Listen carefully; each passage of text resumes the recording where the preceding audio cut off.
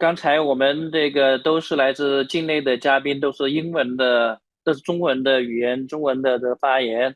那么接下来呢，我们请到的发言嘉宾来自英国普罗斯大学的布哈里教授。布哈里教授呢，他是strategic management and marketing expert with specialization in information communication technology application in the tourism, travel, hospitality, and leisure industry. He is director of eTourism App and deputy director of International Center for Tourism and Hospitality Research at the Bournemouth University Business School. Currently is a visiting professor at the School of Hospitality and Tourism Management, Hong Kong Poly. He is the editor of the most established journal of tourism, Tourism Review, and Encyclopedia of Tourism Management and Marketing. His research pioneers smart and intelligent tourism with a particular focus on innovation, entrepreneurship, and destination ecosystem management. OK， 这是提供到的简历关于布哈里斯的介绍。我只想说一句话。Any research about information and technology and innovation in tourism research, if you do not cite the paper from Professor Dimitrios Buhalis, I think that your paper is not really a good paper, because his research is referred widely, and according to the Caravariant, his highly cited research in 2020 and 2021,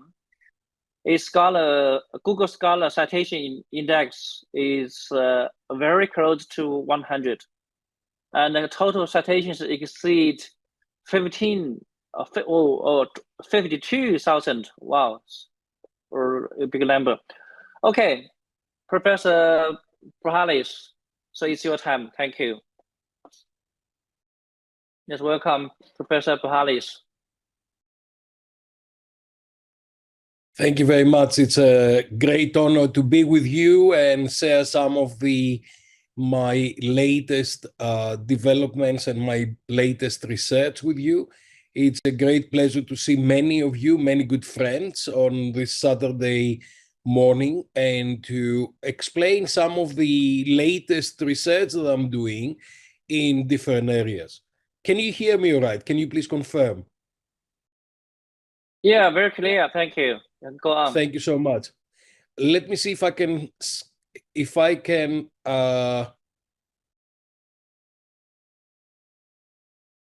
you share screen? Yeah, I'm trying to do that, but it needs to do something with your system.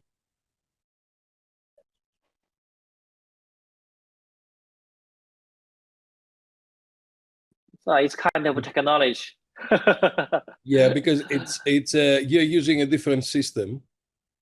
Yeah, but it's in Chinese system. It's maybe it's challenging for you. Yeah. Okay. I think I'll be able to do it now. Let me see. Okay. Okay. Good. Okay. Right. So now you should be able to see my full screen, right? Okay. That's great. Yeah. So what I really want to talk to you about today is smart tourism, and the way I see things developing in the next few years towards 2030. I'd like to explore what we call smart tourism, and in China, you're very, very much advanced with smart tourism, and there's a lot of literature that I've been working with many colleagues in China in developing smart tourism initiatives and strategies in order to see us going forward.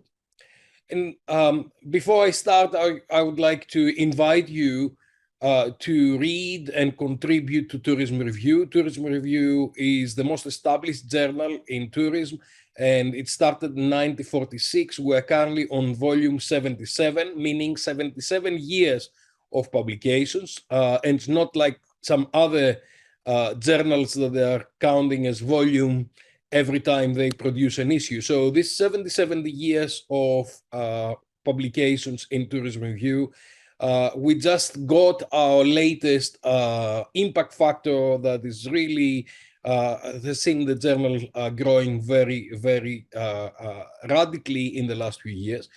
And I'm also the editor-in-chief of the Encyclopedia of Tourism Management and Marketing, that it's already online. You can access all the content, the 1,250 terms online.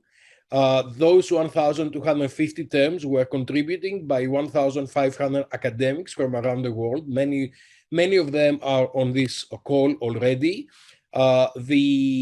The encyclopedia is 4 volumes, so it will be 4 books. It has got 2 million words and has got 3,800 pages altogether. So this is a huge, huge effort that is coming out, and it's going to be available this August. So please order it for your library and make sure that your students are reading the Encyclopedia of Tourism Management and Marketing. I also would like you to focus a little bit on the cover of the encyclopedia, because you'll see something later on in the presentation.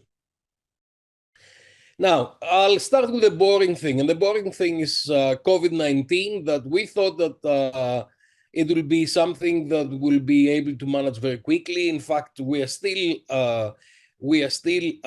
dealing with that. Many places around the world are seeing a new wave coming forward. I follow very closely the developments in Shanghai and many other places in China, and the whole world is still battling with that 3 years later. What has happened in the last 3 years, we've lost a lot of people that we love. I lost my own sister, and has been a really horrible situation for many countries and for many individuals. But what we have realized is that how important tourism is for anything that we do around the world. This is from Ubud that says no tourists, no food. This is my friends in Australia in the Aboriginal Cultural Park in Cairns, which had to close because of COVID. And this is a friend of mine who is producing cheese in Greece, in Naxos Island, who could not sell his cheese because he had no tourists. We've seen from the World Tourism Organization the decline of tourism because of the pandemic to minus 74% in 2020. And we're looking to the scenarios, what's happening in 2021 and what's happening in 2022. One of the most critical things that we've seen is that now, for the first time, governments and individuals understand how critical tourism is in order to be able to support their regional development and to engage with a lot of people from around the world. I think it's really important that we see how important it is to actually deal with tourism on a global basis. Now, what we've seen is that once the COVID situation is under control, the first thing that people are doing is traveling. So you remember I told you to look into the cover of the encyclopedia. This is the Portara of Naxos, and you can see the Portara of Naxos in Greece. And I had to go in 2021 to pay respect to God Apollo, because of their support of the encyclopedia, and to see the place in real space. So this is in Naxos Island, the Portara, the archaeological site of the temple of God Apollo.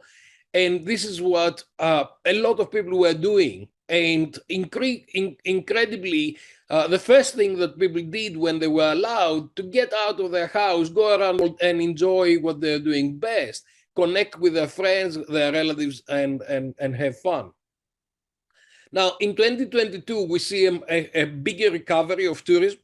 And now we see the different projects, a different problem. The fact that we forgot how to deal with tourism, and we lost a lot of capacity because a lot of our staff have moved to other industries, and a lot of our businesses have lost their capacity and the capability to deal with these things. So we see chaos everywhere in Europe and the US, where people are traveling, and we see we are not able to handle baggage, we are not able to handle passengers, and we are struggling. So we need to move forward. And this is where my presentation would like to focus. And I'd like to focus on a 2030 vision, how we are going to go from here to 2030, and to make sure that in 2030, we have a smart tourism that enable us to move forward and engage with all the resources. 2030 is not that far away. In fact, when I start putting presentations like that, we had 2021. Now we're in the middle of 2022. So as you can see, we're only 7 years away. 7 years are going very, very fast. And by 2030, we need to achieve the Sustainable Development Goals from the United Nations, that they're addressing a range of challenges for society. Now, when we start dealing with the Sustainable Development Goals some years back, the challenges were quite complicated. Now, COVID and the situation we have with COVID made those challenges much more complicated, because a lot of the things that has happened in the last 3 years have taken us back considerably. For example, the use of one-time plastic has increased dramatically. All this protective equipment that people were using, all the food that we're serving in plastic and we're throwing it away, all the things that we're doing had a very detrimental impact on the Sustainable Development Goals. So there's much more poverty. The inflation is running all over the world very, very high, reducing the amount of money people have got to survive. And decent work and economic growth has declined. We actually went backwards on the Sustainable Development Goals, which makes it much more complicated to go forward. Because when we started on the International Year of Sustainable Tourism for Development in 2017, we were quite optimistic that the journey to 2030 will be quite successful. But nobody estimated that in 2020 to 2023, we'll have 3 years that will destroy a lot of things that we were doing before. Now, some of the tools that are coming out in management and marketing of tourism, and also technology of tourism. And one of the concepts that I brought forward on the encyclopedia is what I call the tourism pyramid, where you've got smart, sustainable tourism that is looking after strategies to develop society. So these are the new 4 S's of tourism, if you like: smart, sustainable, society, and strategy, because these are the tools that enable us to get towards 2030. So here you've got the classic tourism system from Neil Leap with the tourism generating region, the tourism destination region. We have developed the transit region by looking into intermediation and omni-channel distribution, information communication technologies, transportation, and accessibility as those 4 pillars of developing the transit region. And then we've got equitable returns on the resources that you use towards co-creation, the value that is coming here. But then we realize that the system is not running on its own. It needs to be on top of the pyramid, and the pyramid gives it the equilibrium that it operates. So here you've got the planning and management strategy that needs to give you the framework where tourism is operating. Here is the market forces, which is what the market wants for the industry to operate and how we can operate. Here you've got the exogenous variables, and the exogenous variables are all the different bits and the policies and legislation and the laws and the agreements that it's required. And this is the technologies and the infrastructure that provides the platforms where things and people and actors plug and play. This is where the technology and the infrastructure supports the whole system to operate efficiently and effectively, and develops the resilience of the system and develops the opportunity to actually operate in a way that we can go forward. We need, therefore, smart and agile tourism to develop our resilience and get towards 2030. And unless we have got smartness and agility, we're not going to be able to develop the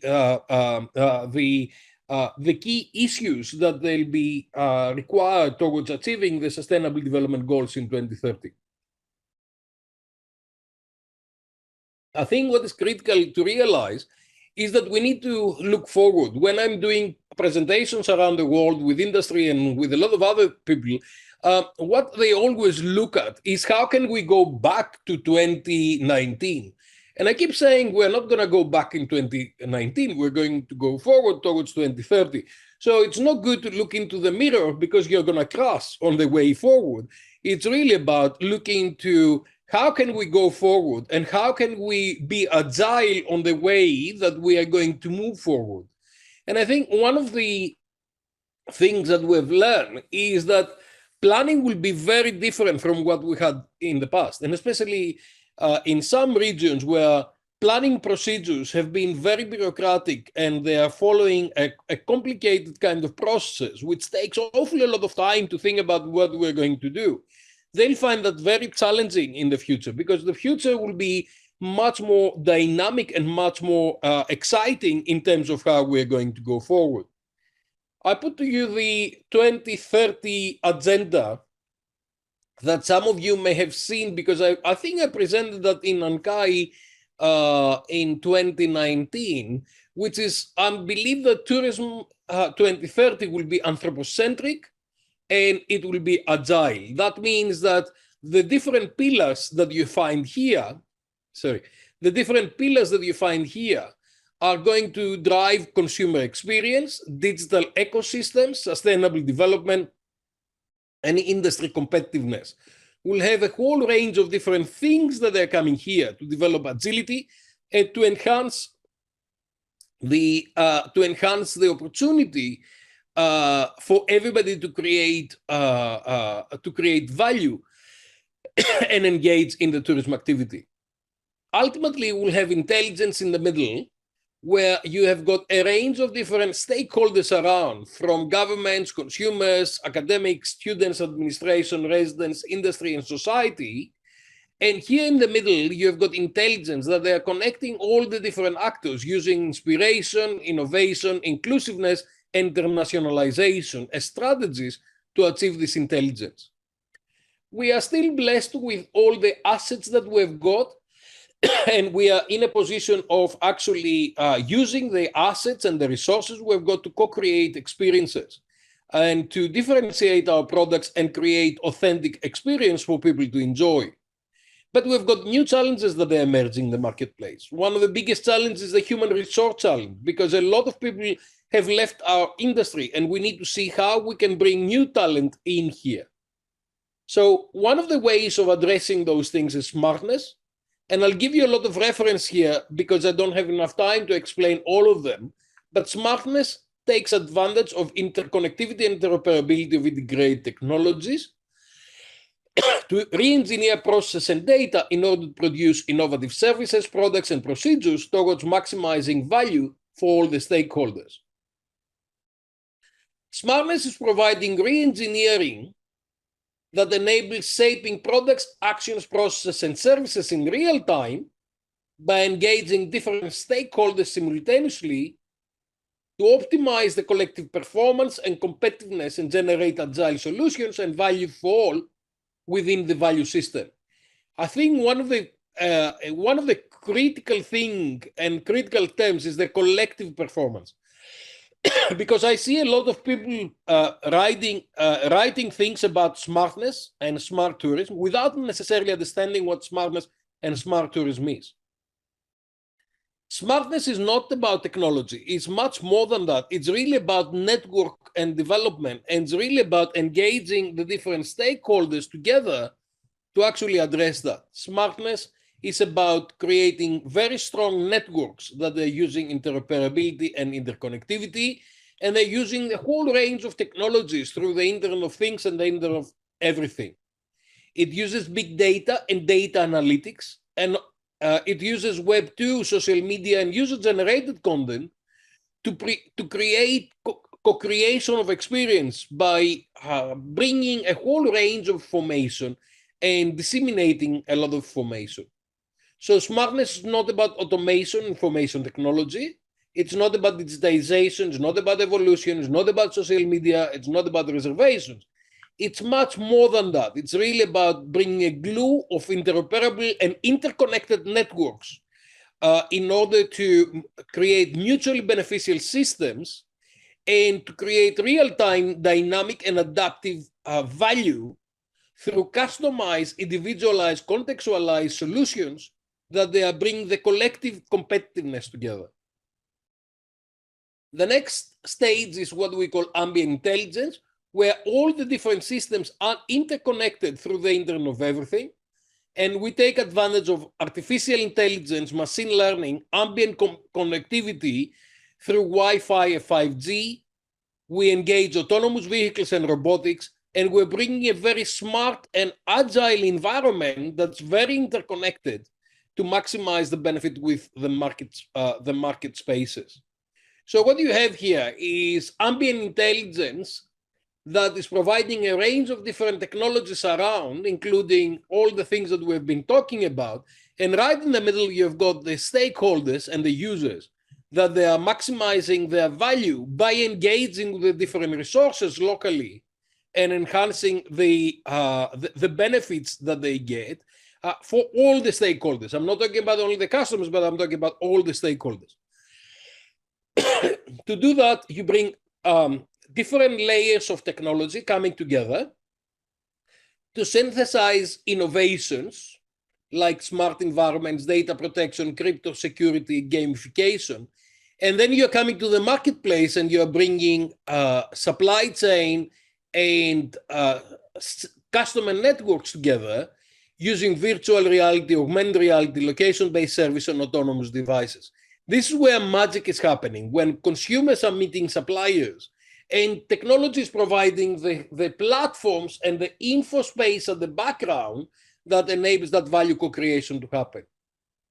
In order to achieve that, we need big data. And on this paper, we look into how big data empower tourism industry as an agile, volatile, and time-sensitive service industry to create benefits for all the stakeholders. So we look into how big data is used to drive value based on conceptual and contextual factors that will enable us to support things. And all of these things, of course, is based on context. And context is internal context and external context. Internal context is what customers and different stakeholders feel. And external context is our situation in the big environment and how one is influencing the other. Now, during COVID, this has been very, very complicated because the external environment is driving dramatically. The health situation was driving policies.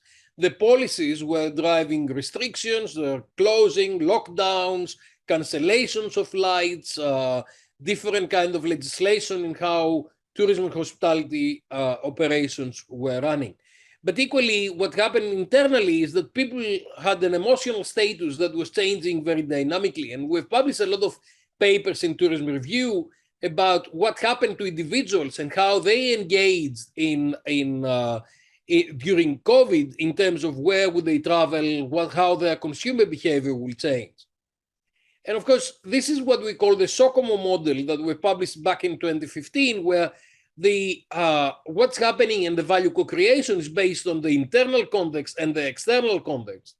And what the travelers and industry are bringing to the marketplace and how they're using smart mobile devices and smartphones and social media to learn how to operate this.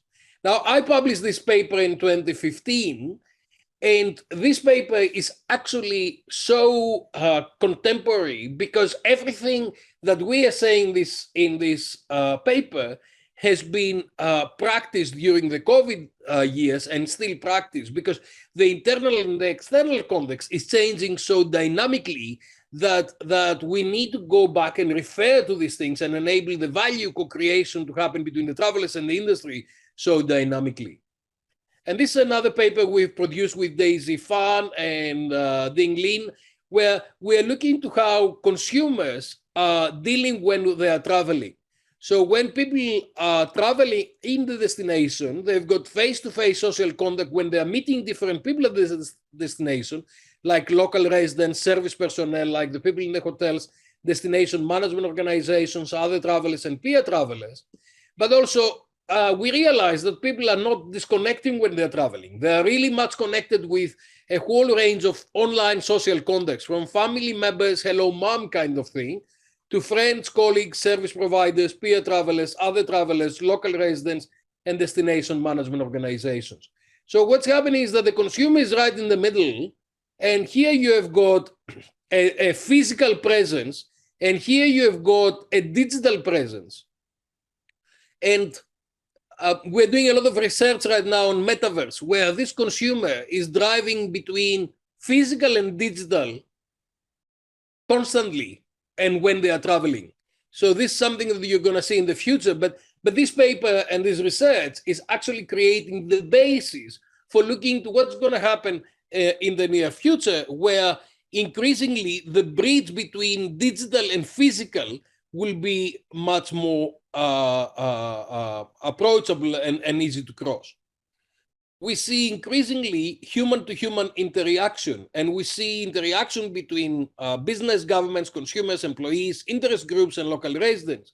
And increasingly, we'll see interaction with robots and machines. And quite often, we're not going to realize when we speak to a machine or a robot, in the same way that you are picking up the phone and making a telephone conversation, but this telephone conversation may not be a human operator, but maybe a robot that's going to support what you're doing.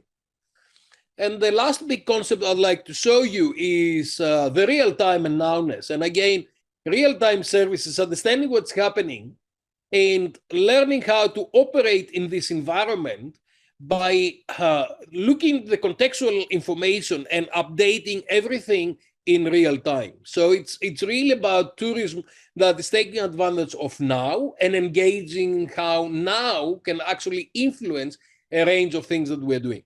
And I think this is also very critical in the sense that we need to understand how our locality operates and our sentiment analysis and everything that's happening around to find out how we can manage tourism in the best possible way.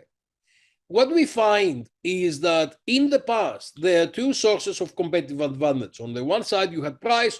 On the other side, you had differentiation, right? So what we find now is that nowness is driving instant gratification. And instant gratification is enabling people to satisfy their needs in real time now, depending on the conditions now, and depending on what they need now. So people are not looking for the cheapest product or the most different and elaborate product, but they're looking into how can they satisfy their needs now. And I think that is what we are doing on this research. So smartness is going to take information from the tourism supply, bring them up on the cloud to aggregate value and bring it down to the consumers as value. And then that creates a feedback loop that's coming back to the supply side.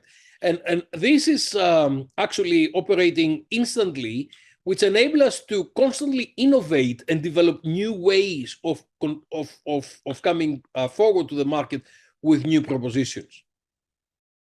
And this is my current research on real-time response framework, where we are looking to how we can take advantage of big data and the infrastructure to understand how we can develop new decision maker for governments to develop destination resilience.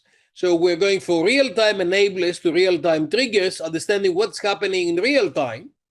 So what happened yesterday, for example, in Japan may influence a lot of behavior and a lot of policies and a lot of different security measures that are going to happen in the near future. So we understand what triggers something. So breaking news is one of these things.